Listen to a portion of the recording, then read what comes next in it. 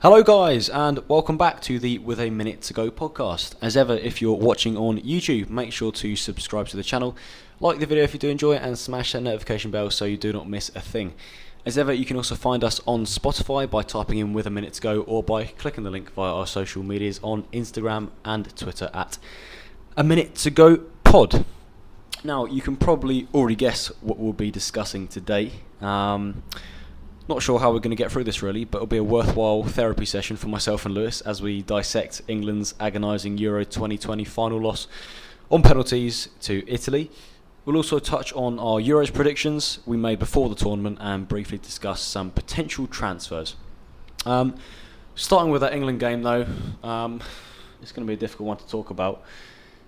Just gutting, wasn't it? It was. It was.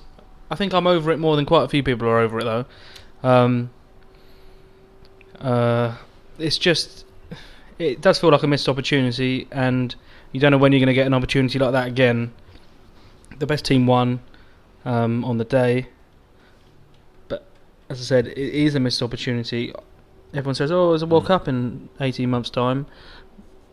I can't see England winning in Qatar. And you just don't know when it will happen again because it's here in Wembley at your home. Well, last big tournament was at Wembley. We won it in '66, obviously. Obviously '96 we got the semis at Wembley. Yeah, exactly. But, as well. Yeah.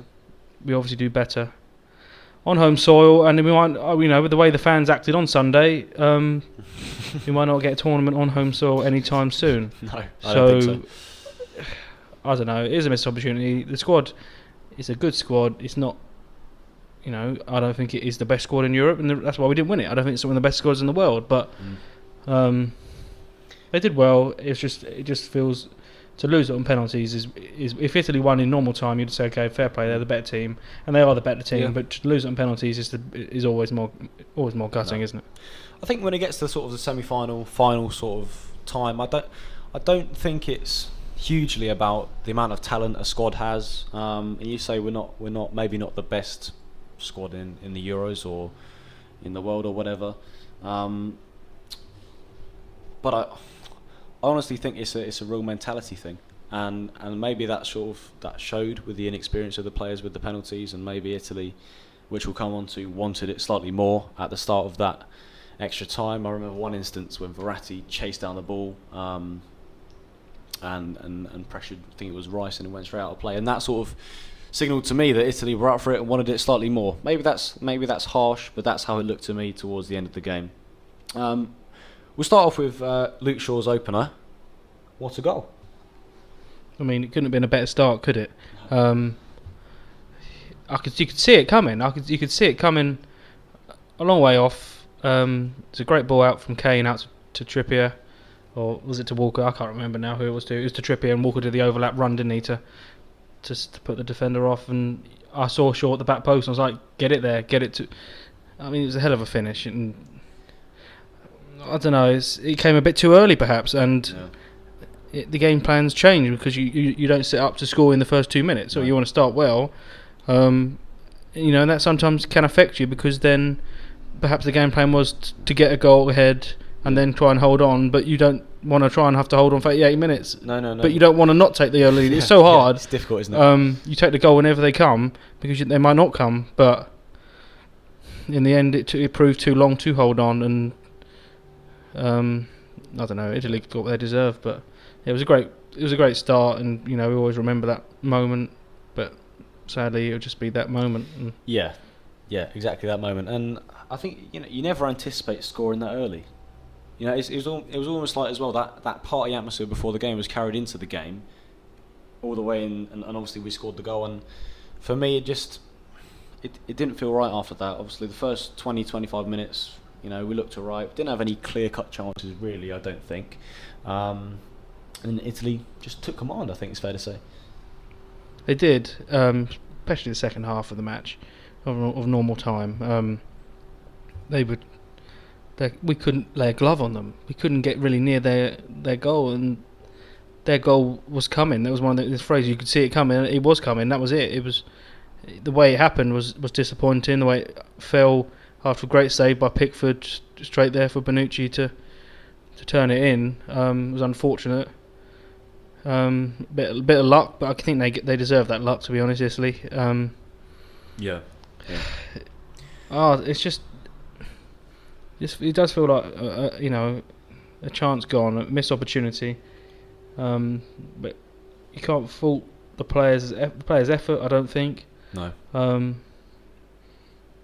It was just the best team won, but you don't want to accept it when you're an England fan. You don't want to accept it. It's been far too long. We haven't been in the final for most of our lifetimes. People, who are fans, most people would never remember England in the final, and it's typical that England lost on penalties, isn't it? Yeah, of course. I don't think you can have a go at the mentality. You mentioned earlier about the mentality with the penalties. It's maybe a bit harsh. Yeah, I think their mentality is a lot better than it was 10, 15 years ago to get this far in a tournament. Yeah, I'd agree with that. It's ridiculous. We got back-to-back semis and then into a final with Southgate, whereas we hadn't been in the semi for 20 odd years. 22 years between 1960 and 2018. Yeah. So I think the mentality's all right with these players. Yeah. Perhaps the quality's not as good as the early 2000s, but the mentality is far better. So, it's. I just don't know where they go. I don't know where they go from here. It's hard. It's hard when the tournament's in Qatar and you have that heat, and it's a World Cup, and you've got far better teams playing around you. But yeah, it is. It's a difficult one to talk about. You're right. It's hard to know what to say. I'd agree with you on the fact that the team mentality as a whole is a hell of a lot better. I think there was one of the massive promos before the game. I think there was 2 or 3 over on ITV and BBC, and I think at the end they showed a quote from Ferdinand. I can't quite remember what it was word for word, but it was along the lines of basically how that squad was divided. I think it was 2006 World Cup as well, especially. And for me, even though we didn't win that, the whole country was united, the whole squad was united as one. There was no divide. I think early on we saw Harry Kane and Saka laughing around on social media, and for me, it's hard really to express how I felt about that, but I was proud. Yeah, but it was the video of Kane and Saka, you're right, and I don't know where they were arriving at St George's Park or somewhere. I don't know if it was just before the tournament, and Kane was like, "Oh, what Tottenham Arsenal rivalry?" All right, when he comes back to club football, there will be rivals, but at that point they weren't, and it looked like they meant it. It wasn't forced either. You can't dislike Saka as a personality, and fair play to Kane for being like that, because I think back in the day when there was tables of Man United players eating breakfast and tables of Liverpool players, that's what I think what Ferdinand was on about, and that's what it were. And I can imagine him sitting there, Ferdinand and Neville and Scholes, and then looking over at Gerrard and I don't know who else, Crouch possibly, or whoever the Liverpool players would have been, and there probably was hatred between them. Yeah. I mean, especially Neville. He seemed to hate everyone he was playing who didn't play for Man United. But just quickly, something they did mention as well: the fact that they tried the foreign managers for a bit. It's like Sven-Göran Eriksson, and Capello, and actually having that English manager, Southgate, in there sort of brings them together more as a squad rather than having that divide. And I think Ferdinand said where Capello and Sven weren't really too bothered about having that divide. It was just about how they perform on the pitch. And actually, I think what they do off the pitch counts for a hell of a lot when they're on it. Yeah, they are. I mean, it's arguably Sven had the better quality squad out of any of the managers in the last 20 years. When you have Lampard and Scholes and Gerrard and Beckham and Owen and Rooney and Neville and Ferdinand and Campbell and Cole as your back line or whatever, it's ridiculous compared to the current one. You'd have all them players really over the current one, apart from perhaps Kane might get in or whatever. But yeah, it was that mentality, and it was the playing well together and getting on as a team, and Southgate's done that somehow, and is less. There's not 7 or 8 players from one club. There's 4 maximum one club. I can't even think. It may not have got 4 now with Sancho or in the squad. City might have had 3 or 4. It wasn't. The old Spain squads. They had none from Real Madrid in this tournament. They used to have like 8 or 9 from Real Madrid, 8 from Spain or Barcelona, whatever. I mean, they did well. Amazingly, they did well back in 08, 10 and 12 when they had that split. England didn't do well when they had that kind of split, and we've gone away from that, and we've got a mixture of different clubs. We've got Brighton players, we've got Wolves players. We've got, Arsenal, the odd one, Tottenham one. They're everywhere, and I think that does help. Yeah.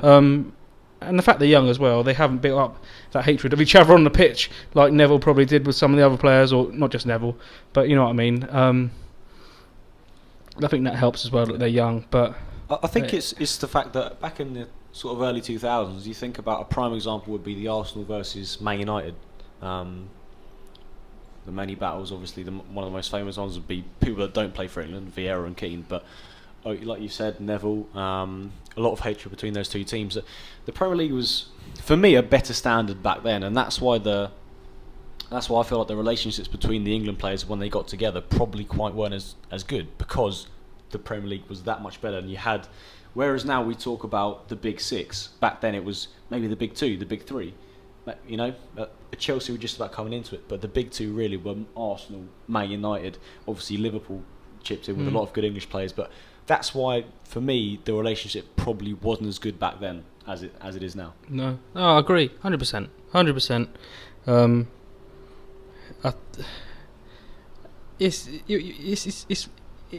It's underestimated how big an impact that has on it. You don't know because you're not there, but these players are together 24/7.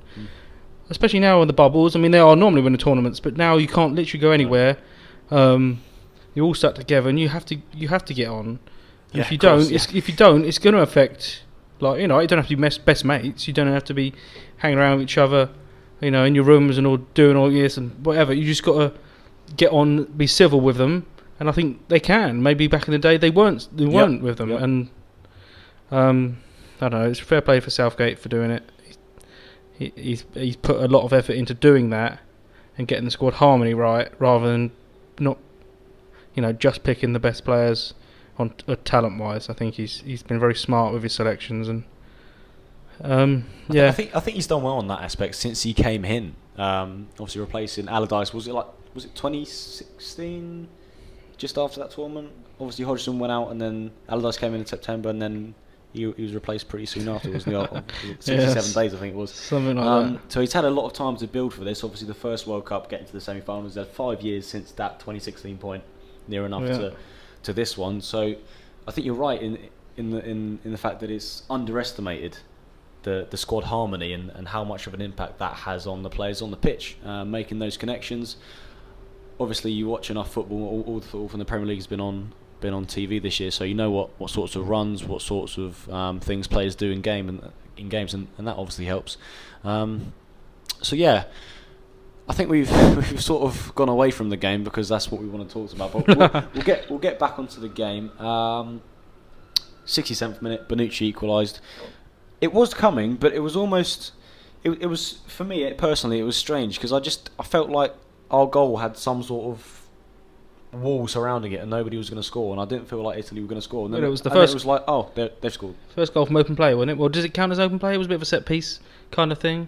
I'm not sure. It was a deflection, wasn't it? I mean, when headed on and Pickford saved it. Yeah, maybe just about open play. I don't know. Obviously, Damsgaard definitely wasn't open play. But you're right. There seemed to be some sort of what a goal that was.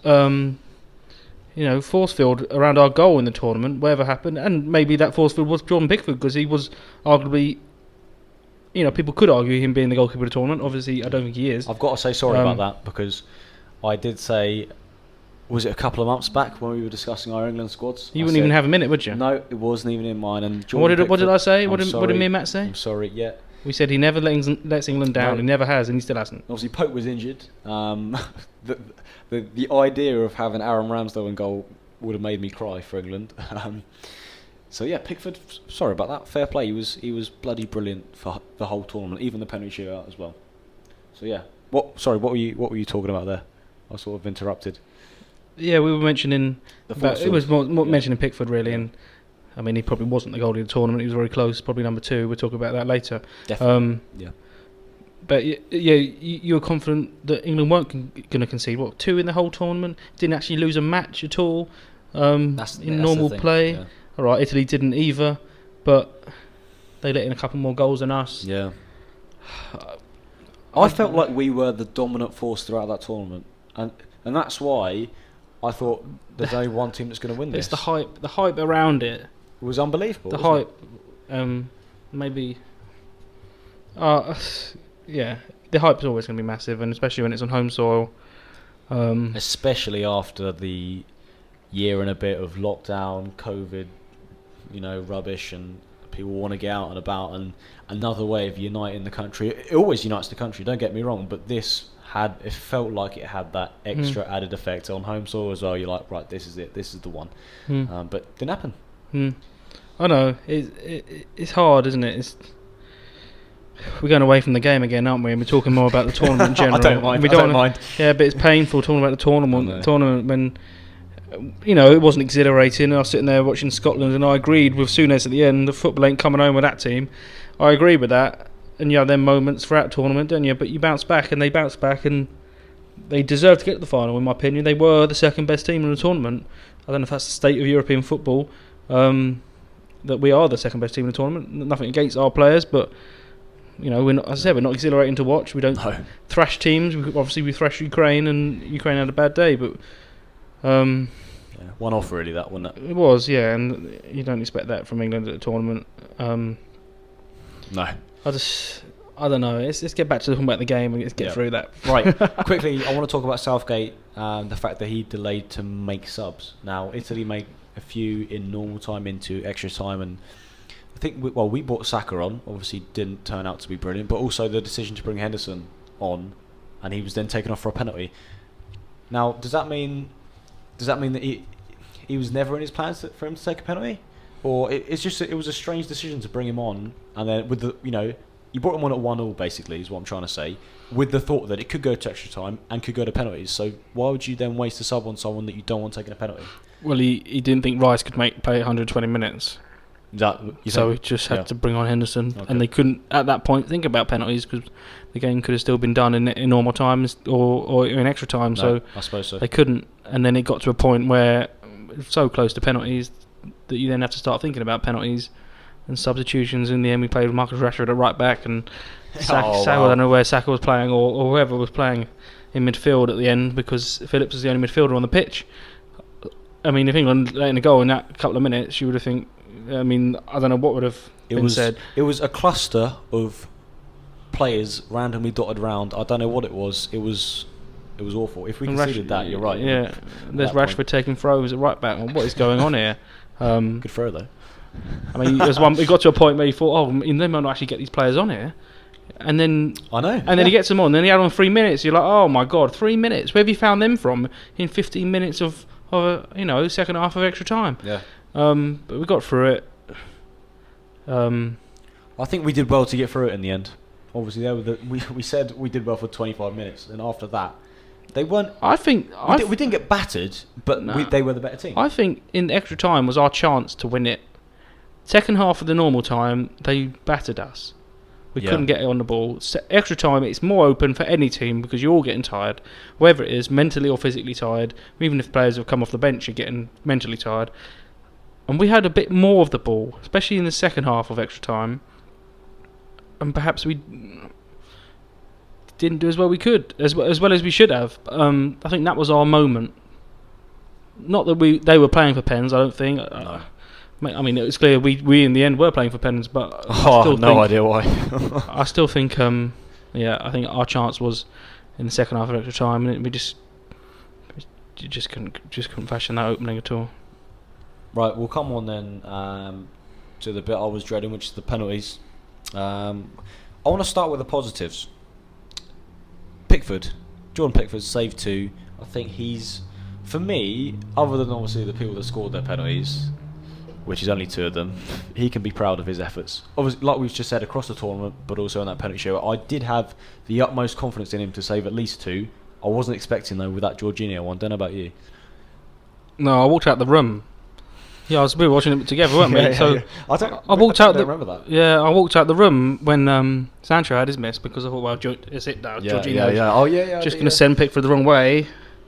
I came back in just to watch it, and then obviously Pickford saved it. And fair play, you can make a case for him being England's player of the tournament, which isn't always a great sign when you make the final for your goalie to be one of your players of the tournament. But he was to keep 5 clean sheets, whatever it was. He was excellent. Yeah, all right. He should have possibly done better with Damsgaard's free kick. I think if Matt was here, he'd probably argue that, but he's not. So I'm going to say it. I think you could have done better with Damsgaard's free kick. Dinosaur arms. But yeah, but other than that, I'm not going to have a go at him too much. It was class. You'd say 2 penalties. You'd hope to at least go to a sudden death. Put it that way, at least.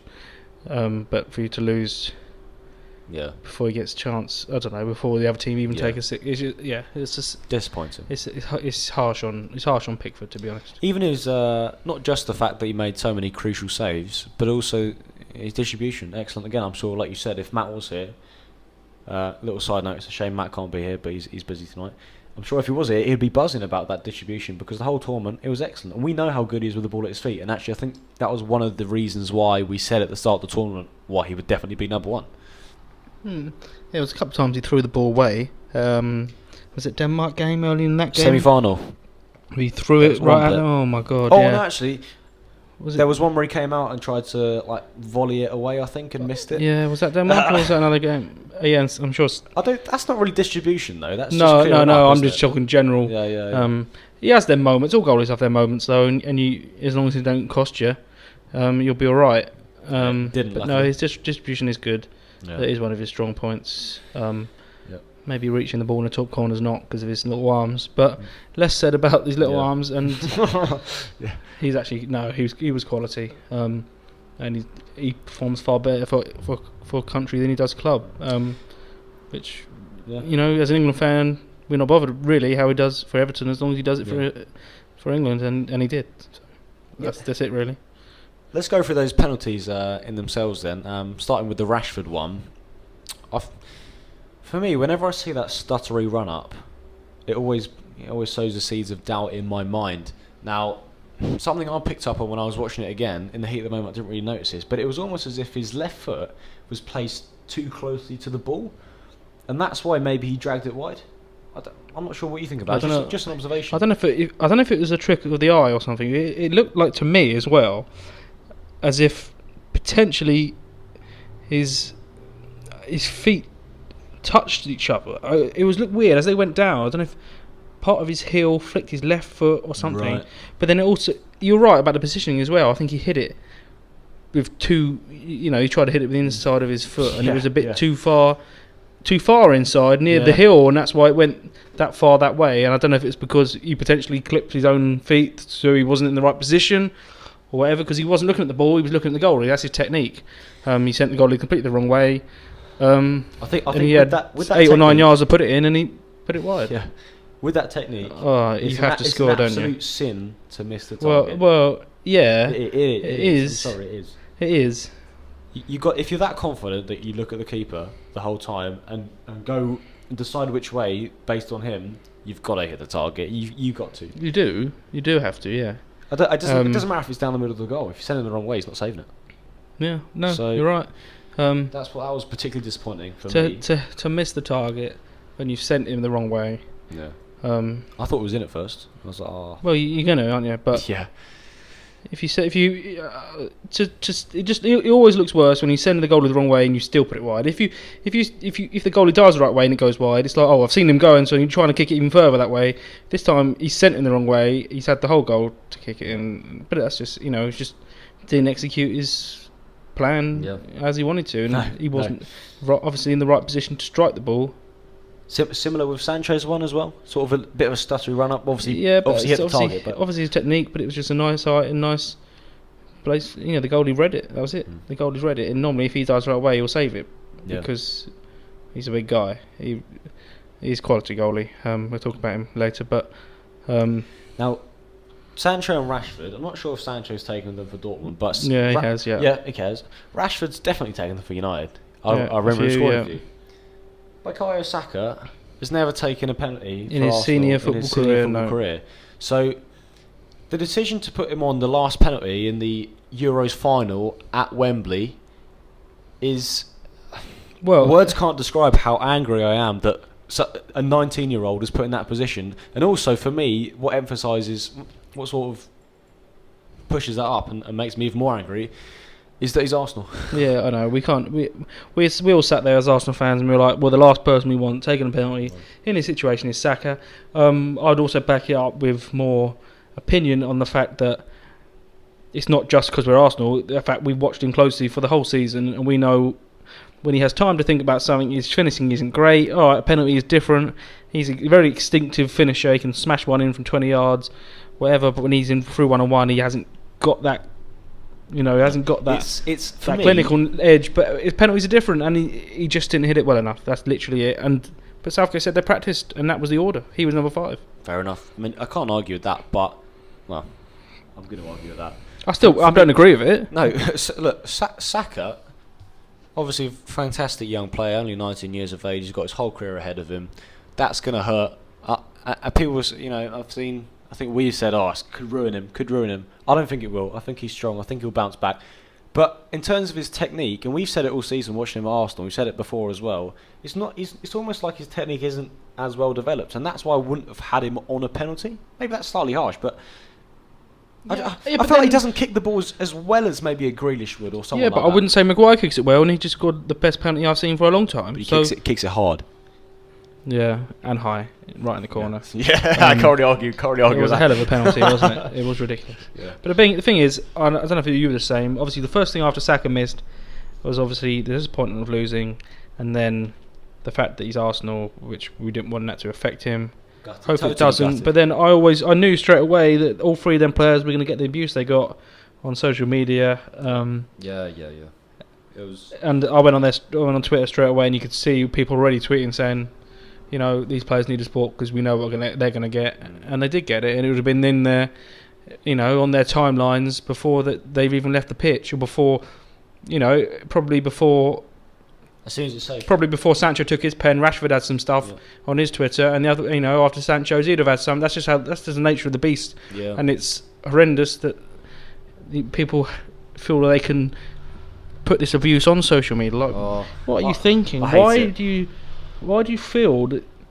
Why are you thinking it in the first place? But then you feel the need to put it on social media. What? What are you doing? Not just on social media as well, though. I saw videos after the game of English fans crowding around one guy, sort of, I don't know, trying to intimidate him. I don't know what they were doing. Obviously, the Marcus Rashford mural. There was. Well, I'm not quite sure what was on that. No, I didn't see it. It was covered up pretty soon, and obviously lots of great messages covered that up and things like that. And it's just so disappointing, the fact that our country is united together. But we knew it.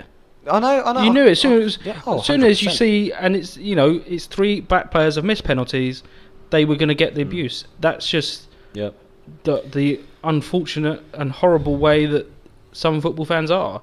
Yeah. That was inevitable. And Saka said it in his statement. He released it today. I think Sancho and Rashford said similar things in theirs. Yeah. They knew what was going to come their way. And that's the sad reality of it. It doesn't look like it's going to be stopped anytime soon. Instagram and Twitter aren't doing, they were saying bring in ID and verification for each account. So that's a difficult one. So people, they've arrested, I saw it on the Sky Sports News today, about 6 people, I think, since Sunday. Yeah. To do with the racism.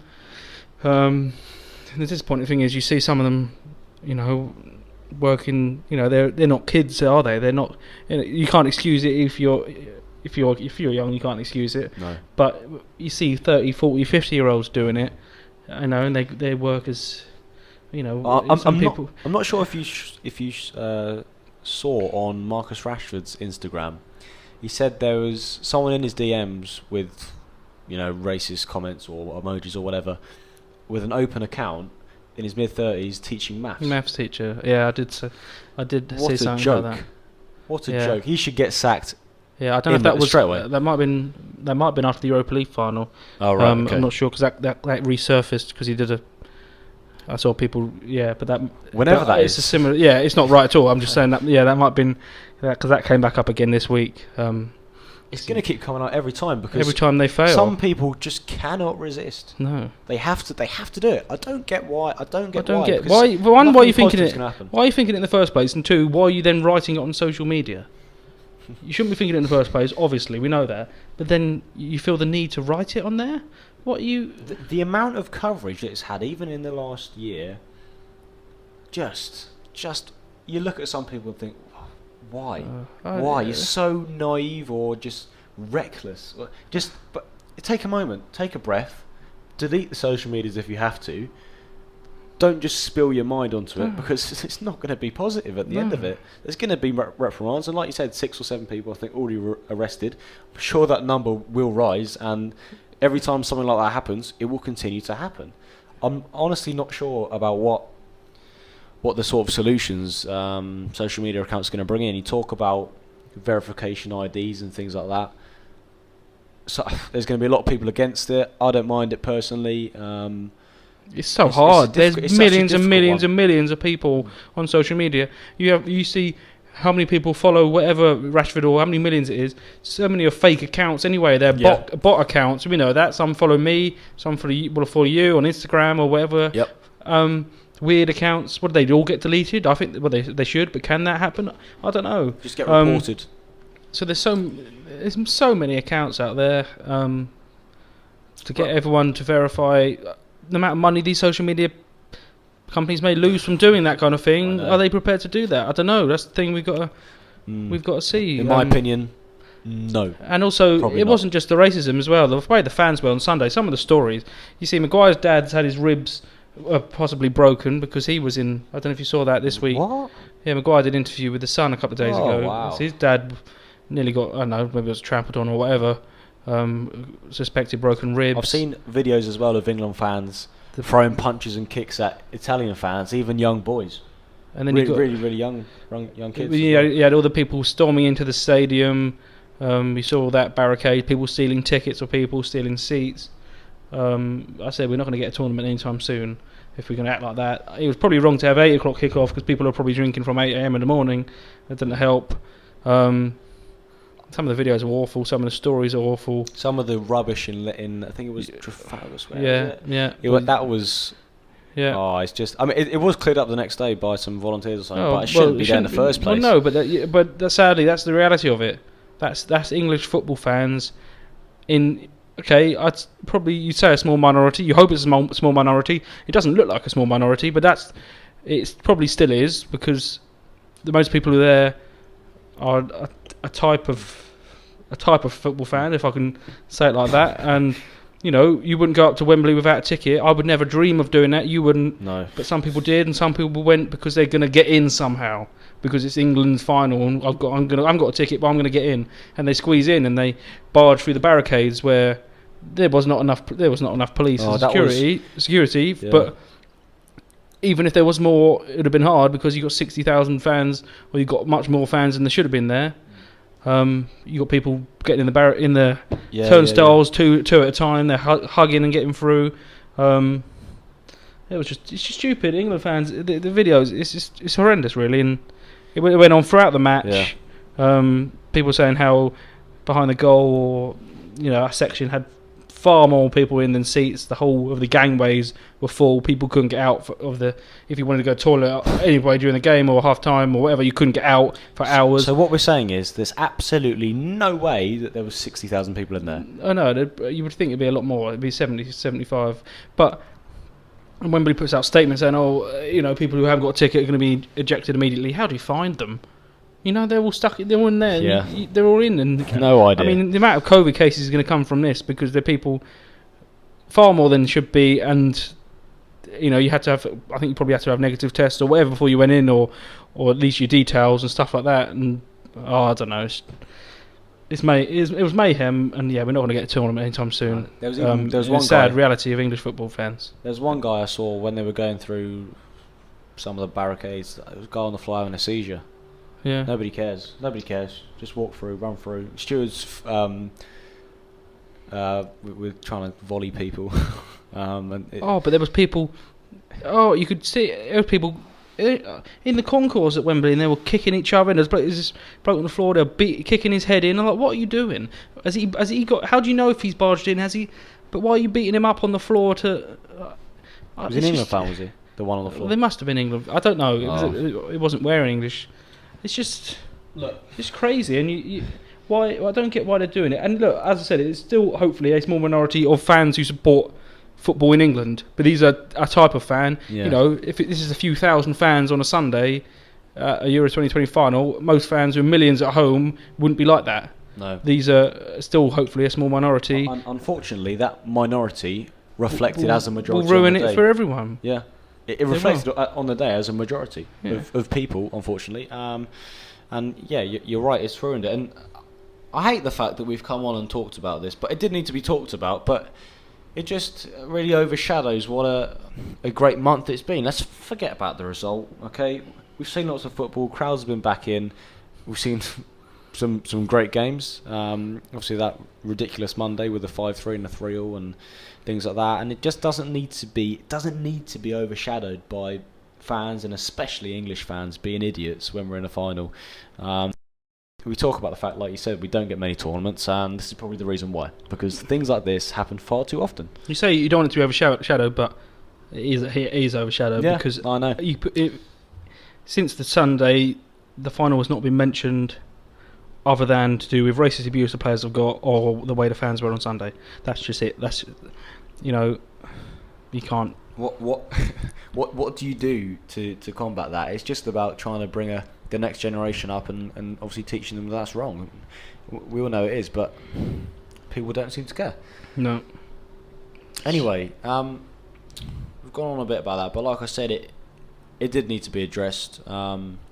Obviously disgusting, and we hate seeing that. We absolutely hate seeing that. It doesn't matter who it's towards. Any form of discrimination, terrible. Whether that's on social media or at the ground, like we've seen, or whatever. It's just not on. It doesn't represent football fans. It certainly doesn't represent the majority, like you said, of English football fans. So yeah, very disappointing. Finally, before we move on from the final, just wanted to address quickly Grealish's tweet. He said he would have taken one. He's had 12 appearances for England. He's not more of a senior English player, but he's 25 years old. He's 6 years older than Saka. He's more of a senior bloke. He's more of a senior footballer, if you like. Maybe I feel like, I'm not sure about you, that he should have put his foot down a little bit more and demanded that he took a penalty. I think the fact that Southgate said they were the 5 we had in training meant that if he had all 5 on the pitch at that time in a shootout, he was going to go with them, and he did. That was his.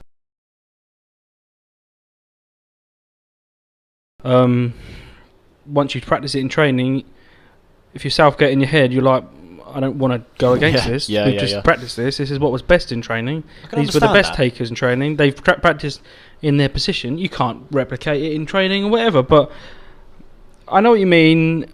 Grealish just wanted to cover his back, really, because of what Keane said, and that's fine. Clearly, Grealish didn't say no to taking a pen, but it was Southgate's decision. Some managers do it differently, and they wouldn't have a set 5 to start, and they'll just say, anyone who fancies taking one now. But he didn't go that way. He went the other way and said, right, this is on my head, and he didn't want it. He wanted it to be the blame on him rather than the players, which again shows what a type of manager and leader he is. That he doesn't want Saka to be blamed. Yeah, he knows what he had for all them years. 25 years ago when he missed the pen. I suppose so.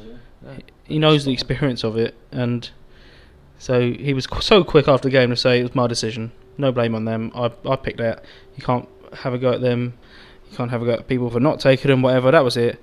It was interesting seeing him go around telling them all an order, and then he went. I think Pickford was meant to be number 6. It looked like. I would have had him in ahead of Saka to take. Yeah, but then you say, then if he missed, you'd say, why's the goalie taking a penalty? It's just that's the line. You don't know what to. Honestly, I know. I wouldn't have said that. But people might have. People would have. I think Pickford might have been 6. Then it was it Phillips 7, Grealish 8. Who else was on? I don't know. There was a video going around of Southgate pointing to them, but Pickford as a ball striker is fantastic. Yeah, that's why he could fly a long way over the bar, but or in. Yeah, that's the risk you take. I don't know. That's done now, and we'll just forget about it. I think we need to forget about it. Well, we've. Where was Eric Dyer? That's what I would say. He would have scored. Oh God. I was looking at that the other day. The last Euros, so many different players. Right, move on from that. We've managed to string that out for 40 minutes, so that's a good effort from us. Hopefully, we've reflected some of the positives in that final. There wasn't many from the players or the fans, but hopefully we've talked about them for you guys. We'll move on then to our predictions that we made before the tournament, before Euro 2020. There's a few we made up here, actually, so we don't have the official results for them, but we'll discuss them now, starting with our predictions for the player of the tournament. This went well, didn't it? As we expected, though, let's be honest. I went with Mbappe, who, well... Flop of the tournament, was it? I think it's fair to say I've put my jinx on another player. I've carried it over from the scout. I've given it to Mbappe. So let's hope he doesn't come to the Premier League for his sake. Lewis, you said Kante. I mean, he was better than Mbappe, but France flopped, and if you go out last 16, you can't. Last 16 were they? It wasn't it, against Switzerland? Yeah, I couldn't remember if it was that or the quarters, but either way, it's a failure for France being knocked out at that point. I think semi-final was the minimum. Whether it was last 16 or quarters, I can't exactly remember. I think it was quarters. It's last 16. Yeah. So overall, though, I think it's fair to say Mbappe and Kante weren't great picks. No, both didn't have amazing tournaments. No, there were two obvious options, but we got them a little bit wrong. Too obvious, maybe. In these tournaments, lots of surprises come up. Donnarumma won it. I think for me, surprising maybe slightly as it's a goalkeeper, but actually on the surface, well deserved. He reminds me of Manuel Neuer, and the reason he does is because not on the. Neuer's often 40 yards out of his goal, mopping up, playing in defence. But I mean, how can you score past him? He's that good, kind of. Has that aura about him. Like a unit in front of the goal. Yeah, he's so big.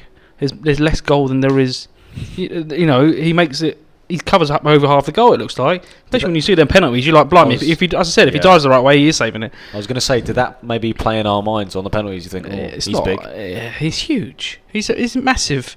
How big is he officially? Like 6 or 6? I don't know. It must be something like that. He's just announced by PSG today, so that's a great. He's towering above Chiellini and Panucci. They're not small. He's a great sign of PSG.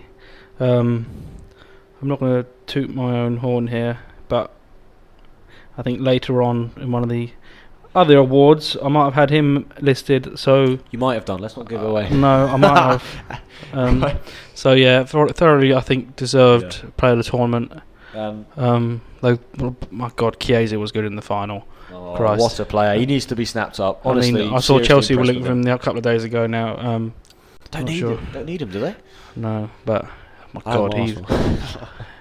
Well, yeah, he would, but why would he come there? He could be one of my surprise players. I'm not sure if did we do that section? I don't think we did. If we did, he would have been it. But yeah, overall, I think Kante was slightly better than Mbappe. So move on then to the Golden Boot. I've said, because I think it was fairly logical in going for this. I said player of the tournament Mbappe, so I also went Golden Boot Mbappe. I think that was fair. Obviously, another terrible decision from me. You went with Romelu Lukaku. I'm not sure how well three, he did. I think 3 goals. Not terrible. Three or so goals. But Ronaldo won it. Ronaldo got it, I think, because he got an assist. But Schick also got the same 5 goals. Right. But obviously, I think probably because he got an assist, Ronaldo got it. But good tournament for Schick as well. Yeah, that's good. What a goal good couple. Yeah, that was good. That was good. Yeah, that was one of the better days of the tournament. Did Ronaldo break that record in the end? I think he's still level, isn't he? Because what an achievement that will be. It's inevitable at some point. Yeah, he equalled it in that unbelievable, night where we could have been playing North Macedonia or wherever it was. Was it Hungary? What was it in that group? The group of death. North Macedonia were beating. Was it Hungary? I can't remember. It was Hungary, Portugal, Germany. Were France in there as well? Yeah, I don't know why I said North Macedonia. Hungary kept taking the lead and bottling it. Yeah, and we kept thinking, we could be playing them, or we could be playing Portugal. Yeah. So that was the night that Ronaldo equalled Ali Dye's record, and then he didn't score against Belgium, did he? When they lost in the last 16. No. But no, to be fair, to win the Golden Boot, and he didn't even play the last 3 rounds is quite impressive. But that's what you expect from Ronaldo, isn't it? Really. So longevity of that man is maybe ridiculous. we should have gone for him. I can't believe one of us didn't. No. Mr. Consistent. You know, I knew he was going to be good this tournament. I don't know why I didn't write it down.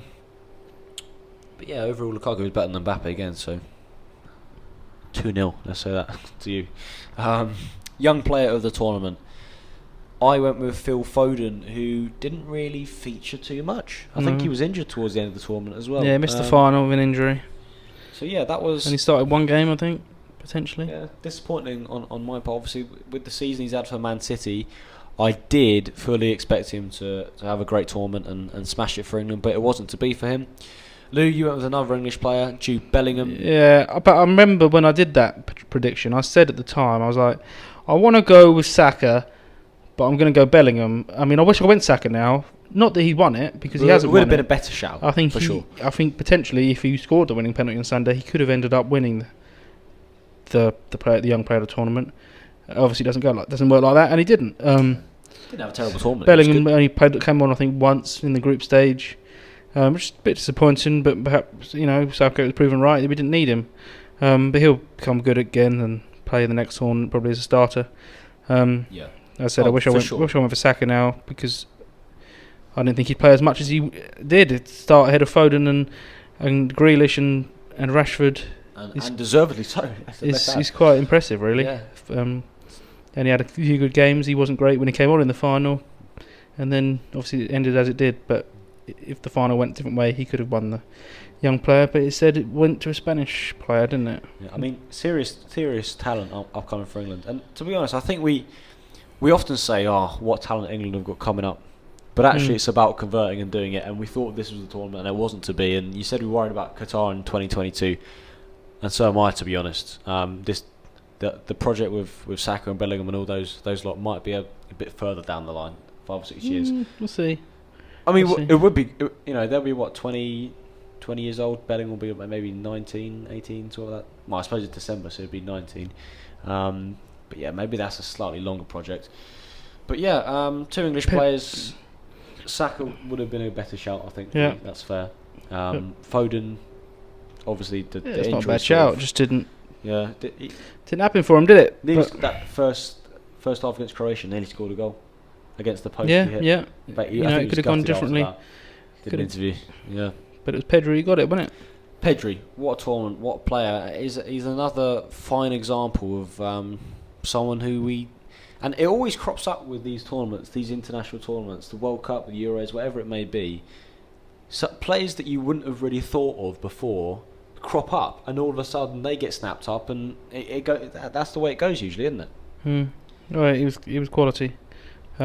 He's played regularly for Barca's first team already, 18. So you didn't expect him to come in and start for Spain as well as he did, but I think Barca have got themselves a hell of a player for the next few years.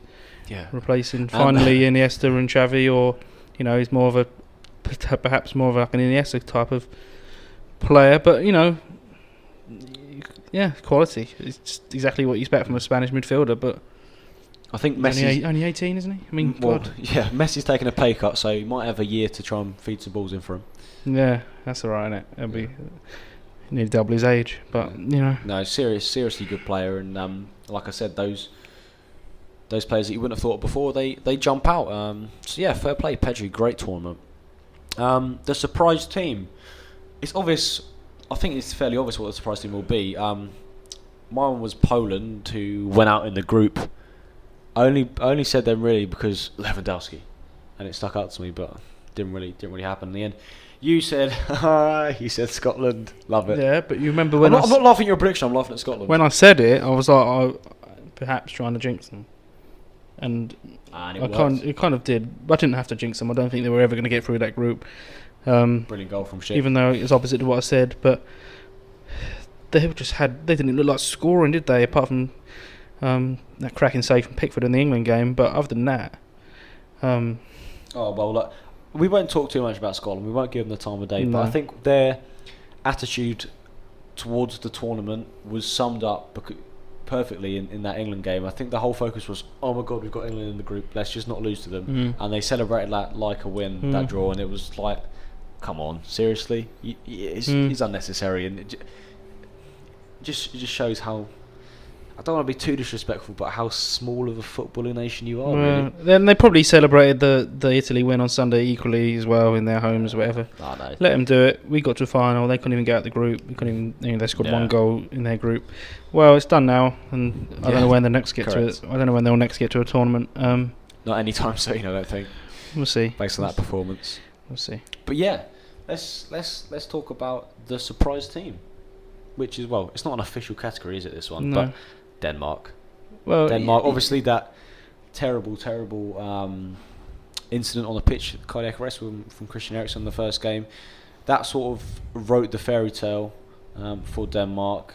Obviously lost in the semi-finals, but what a tournament they had, and what a real surprise they were. Obviously, even without their best player, Eriksen is their best player. Lost him in the first game. Had a great tournament.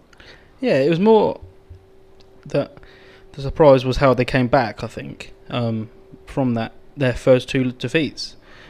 You know, if Eriksen didn't go down or whatever, you'd expect them to beat Finland in the right mindset, and then you lose to Belgium. But Yeah, you expect to lose to Belgium when you're Denmark, probably in a group stage, and then you need 1 point from your last game. But it didn't work. It didn't work out like that. They lost to Finland because of what happened. yeah, They did lose to Belgium, and then they had to win the last game and hope for a bit of a miracle, and they did. And they won. They won. It was a thumping win, wasn't it? 4-0 or something. Was it against? I think it was. Yeah, With Christensen scoring his belter of a goal. that was, yeah, serious.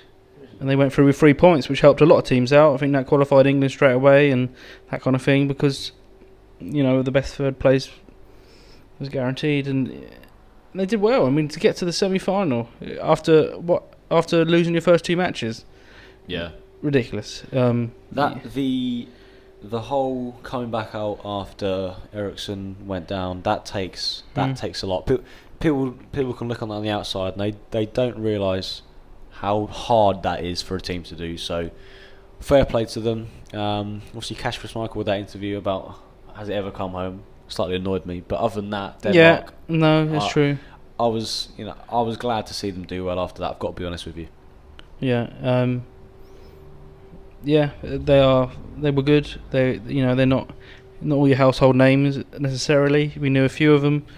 But again, with international tournaments, it's about that unit as a collective. How can they you had come that, together? and that probably the Eriksen thing would bring them together. It's an easy thing to say, really, but it probably does, because It's an easy thing to say. Do it for Christian, and Yeah, but it's true. That's why it's easy, because it's true. It's dead true. Yeah.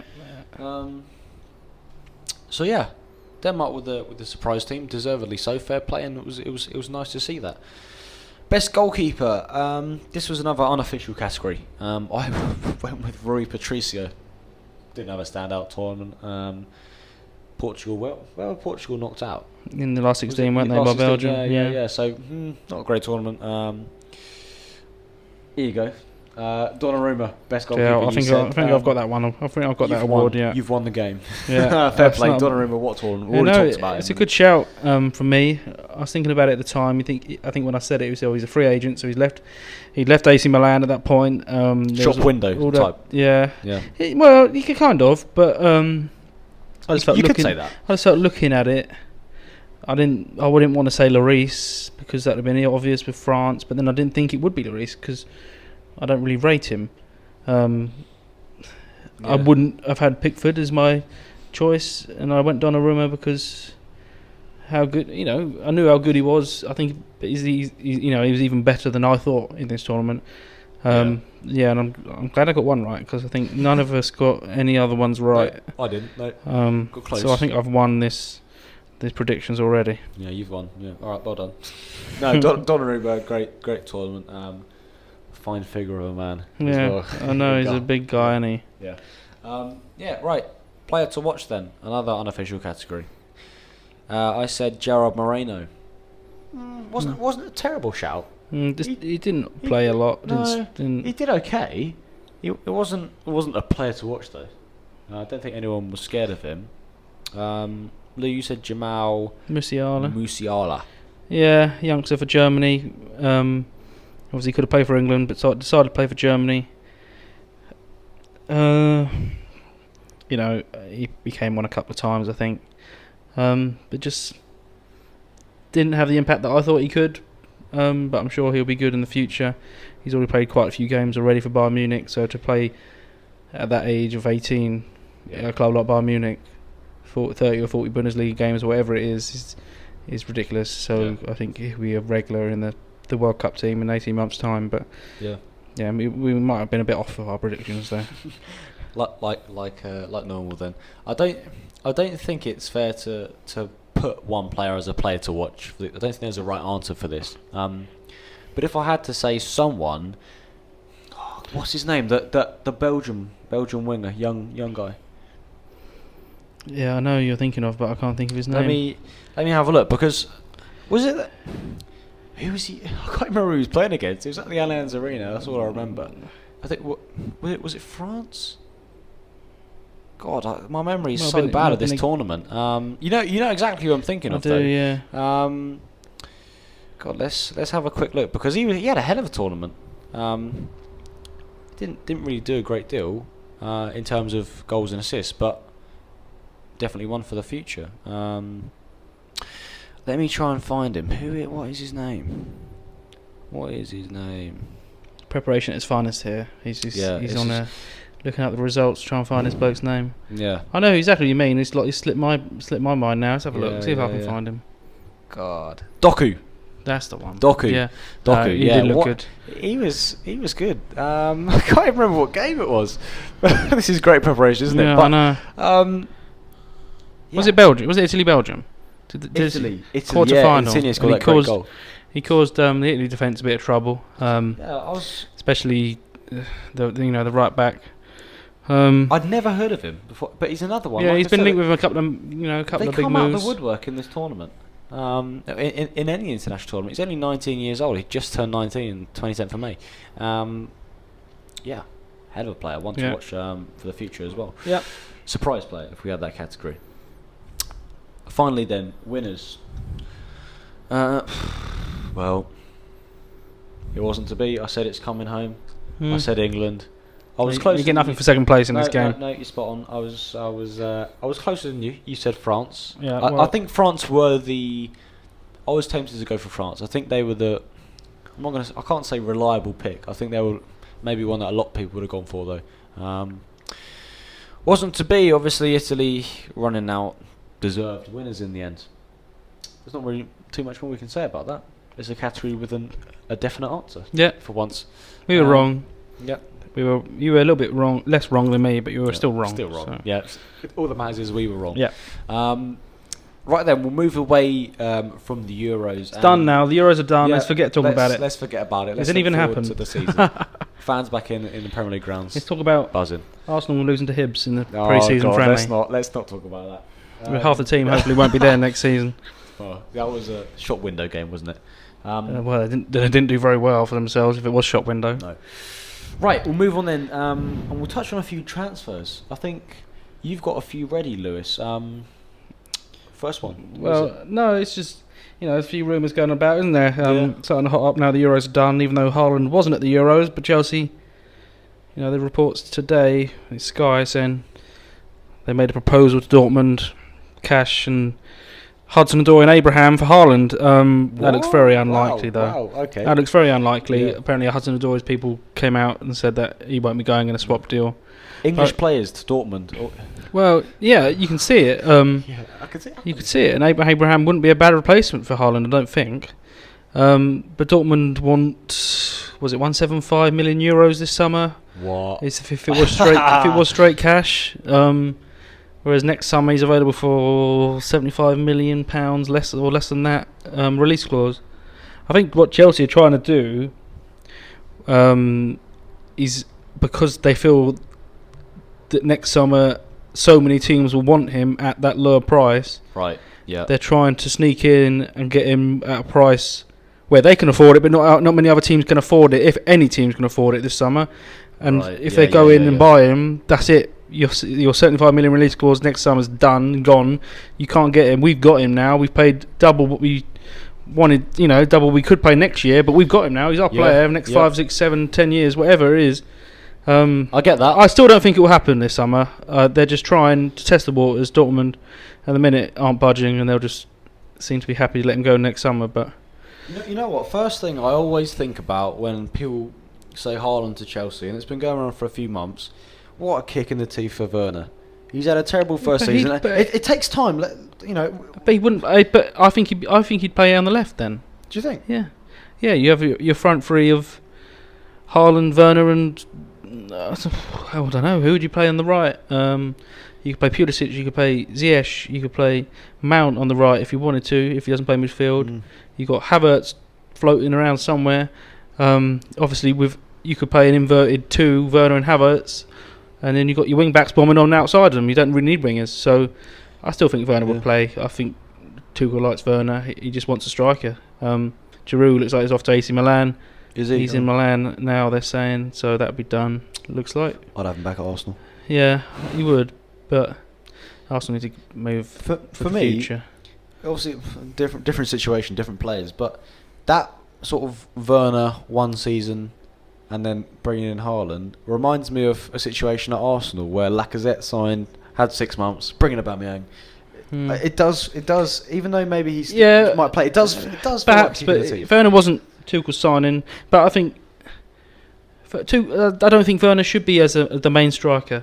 I think he should be the off the left, not a winger, but making them runs in behind. His pace causes havoc, but he ain't your central striker to score 25, 30 goals because of what we saw last season. But yeah, Haaland could be ridiculous in that team, but we'll see how that goes. You know, there's lots of time left. I don't think it will happen. Dortmund are going to seem to be digging their heels in. If Chelsea do make an offer of 150, whatever, then they'll do it. Fair enough. I don't know what's going to happen now with all these England players who've been linked. Kane was obviously still talk about him. Sancho's getting done. He's had his medical this week. Ben White. You know, that looks like it's probably going to happen. The talk today on Sky again, saying I'm delighted he wants to join. That's a serious statement that we're looking to rebuild, especially that defensive area. That I think, even though we've made a few signings, Gabriel, who I think is a bit of a donkey. I've said that a lot of times. It's almost as if we're really starting to realise, right, this is what needs to happen. These players, we need to bring them in. I know, but it's not talking about. I mean, talking about Arsenal, we could be here forever, but I know. We've left it till 15th of July. The first game of the season is what, 4 weeks? 4 weeks tomorrow or something. We're Friday night against Brentford. Yeah. We need players in through the door very quickly. There, we've got the back at left back. Sambi Lakonga's coming from Anderlecht. Again, Sky said today he's doing his quarantine after travelling over from Belgium, so he'll sign after that. Yeah. Arsenal need a lot more than a backup left back, a young midfielder, and Ben White, in my opinion. But backup midfielder, first choice midfielder, James Maddison. I love Maddison. You know I love Maddison. Don't know why he wasn't in the England squad. Can Arsenal afford him? That's the question. And why would Leicester let him go? Well, first thing is, would he even want to come? I think he would. Yeah, because we guarantee him a start. Yeah. But then where does Smith Rowe play? He's getting the number 10, it looks like. You can always play Smith Rowe off the left. He's done well there. Yeah. I don't want to say not a left winger, but a then left attacking midfield area. Then Aubameyang's your striker, then, isn't he? Nenny. Hopefully not. I don't know. There'll be options then, but I don't know. We'll see. Maddison will be a good signing probably for Arsenal, but I can't. Right. He would be. That seems a bit of a distant dream at the minute, I think. He would be a player that I turn up to the ground, I'd be buzzing to see, and also is a set piece taker that we can expect realistic, maybe 3 or 4 goals from a season. I know we have set piece goals every season. We have Xhaka might chip in, Willian chipped in, but I'm talking about a serious set piece, a dedicated set piece taker that actually scores goals on a regular basis. I'm talking maybe one a month or something like that. Perhaps. Arsenal, we do need something like that. Willian, no. Willian. Oh God, I never ever want to see him in an Arsenal shirt again. I don't even care if it's a pre-season friendly. I think the other day, I was watching Arsenal Fan TV. DT said he looked quite fat. Willian. He hasn't wintered well. No, he has actually. I think he has wintered well. And he's enjoyed himself. Yeah. Oh well. I don't. If Arsenal are actively trying to sell him, why Is he playing in a pre-season match at Hibs? Getting his fitness up for his next club? I don't know. Hopefully. So we'll see. We'll see how that works. Kolasinac played as well, and all these other players who probably won't be there next season. Hopefully. Just quickly, any other signings or transfers you got written down, or no, nothing really. Nothing major at the moment, is there? It's quite quiet. It's quite quiet. Might pick up now the Euros done with the Kane stuff potentially, but then who's going to actually? A Grealish as well with City perhaps. Hopefully. Don't know if these players are going to have a bit of time off, but they probably won't go on holiday because it still isn't that easy to go on holiday. I don't think they're old enough to have had both vaccines yet, or some of them won't be. I don't know. So we'll see. We'll see how it goes. But yeah, they might pick up in the next couple of weeks, and the Kane one probably will drag on to the end of the window. God, I hope he signs, please. For who? Anyone? Anyone. I'm going to say he won't sign because then he will. Then he will. Think about it. Well, Varane looks like he's going to Man United possibly as well. That'd be potentially. great. I called that earlier this. Yeah, I think we had a question about that as well. Yeah. We will come on and do some more Instagram questions in the next few weeks. I didn't get any in this week because I didn't put any out for them, so it's only my fault. But yeah, we're coming towards the end of this episode, and we've talked a lot about England and their failures in the Euro 2020, and obviously that being very much sort of overshadowed at the moment, like you said, by the racism and obviously the behaviour of the fans, and that's been very disappointing. But overall, I think you'd agree when I say it's been a fairly entertaining month, as it always is with international football. With those big tournaments, whether it be the World Cup or the Euros, it was very enjoyable. Yeah, at times, yeah. Some of the games were better than others, but yeah, it was good to have something to watch. It's always good to have a bit of football on, isn't it? Yeah, it doesn't matter what time. A break away from Arsenal, even though it got a bit stressful towards the end. Yeah. But the real stuff starts in a couple of weeks. Yeah. And I am bricking it for Arsenal. Yeah, that doesn't look great, does it? No, it doesn't. Anyway, thank you very much for listening as ever, Lou. It's been a pleasure, and I will hopefully Matt will be on in the next few weeks. I'm not sure when the next episode is coming out because we've got slight availability issues, but we'll definitely try and get some of the older guests back on again. I know Tom is very keen to come back on, and Chris as well, his mate who does FPL apprentices, would also like to come on at some point, so hopefully we can make that happen in the near future. But other than that, again, thank you very much for listening. Yeah, that's about it. Keep talking football.